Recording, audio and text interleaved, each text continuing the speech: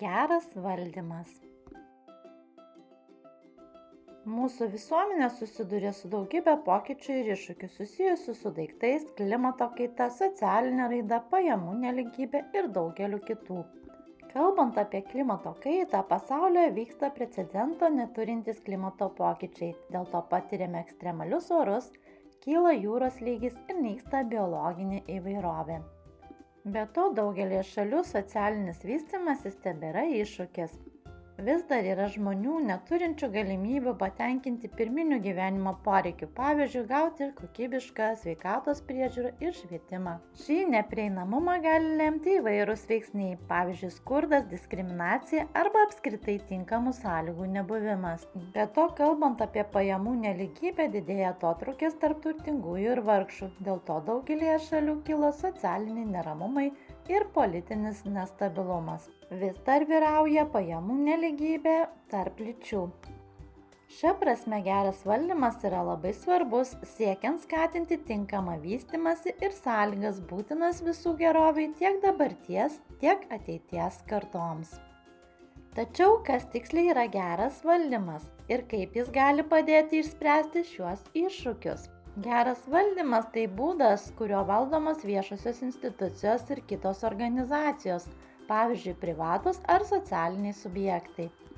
Jis apima tokius principus kaip atskaitomybė, skaidrumas, teisingumas ir operatyvumas, siekiamybė užtikrinti, kad ištekliai būtų skirstomi veiksmingai ir kad sprendimai būtų priimami atsižvelgiant į geriausius bendruomenės interesus.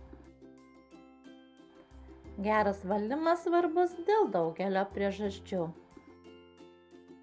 Visų pirma, jis padeda užtikrinti, kad viešieji ištekliai būtų naudojami veiksmingai ir efektyviai, o tai gali lemti geresnius rezultatus visiems.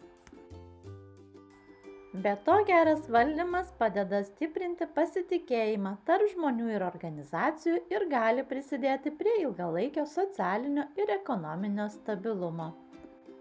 Viešosios institucijos turi didelę atsakomybę ir įtaką, kai kalbama apie atitinkamų bendruomenių žmonių gerovę. Gero valdymo pavyzdžiai viešosiose institucijose gali būti tokie dalykai kaip aiškus ir skaidrus sprendimų priėmimo procesai, griežtos kovos su korupcija priemonės, veiksmingi priežiūros mechanizmai, reguliarus pažangos ir rezultato ataskaitų teikimas. Priešingai, be gero valdymo biurokratija gali virsti labirintu, kuriame beveik neįmanoma orientuotis.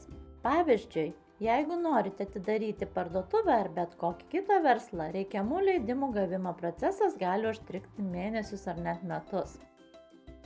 Tai reiškia, kad turite laukti, o kol laukite, negaunate pajamų. Esant geram valdymui, paraiškos teikimo procesas gali būti greitas ir paprastas, taip galėsite pradėti dirbti ir uždirbti pinigus. Tinkamas šių procesų valdymas yra būtinas siekiant turėti visuomenę, kuri būtų veiksminga ir atspari ateičiai. Kita vertus, blogas valdymas gali turėti pražūtingų pasekmių. 2008 metų finansų krizė yra puikus blogo valdymo ir jo padarinių pavyzdys. Tai buvo labai didelė ir plačiai paplitusi problema. Europoje padėtis blogėjo dėl nepakankamo Europos vyriausybių koordinavimo ir bendradarbiavimo su finansų institucijomis.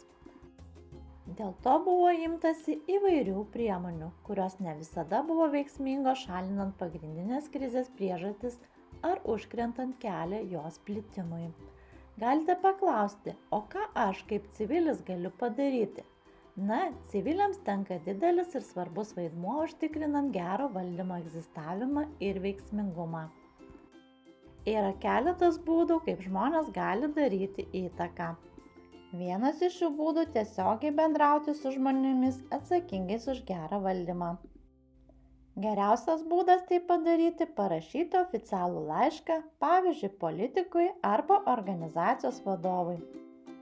Jūsų laiško sėkmei labai svarbu, kad gavėjas į jį žiūrėtų rimtai. Tam laiške reikia laikytis tam tikrų taisyklių. Jūsų žinia tampa dar svaresnė, jei ją palaiko daug žmonių. Daugelis institucijų siūlo galimybės pateikti kolektyvinius ieškinius. Pavyzdžiui, ES piliečiai gali pradėti Europos piliečių iniciatyvą. Norint tai padaryti, reikia surinkti 1 milijoną parašų iš mažiausiai 7 ES šalių.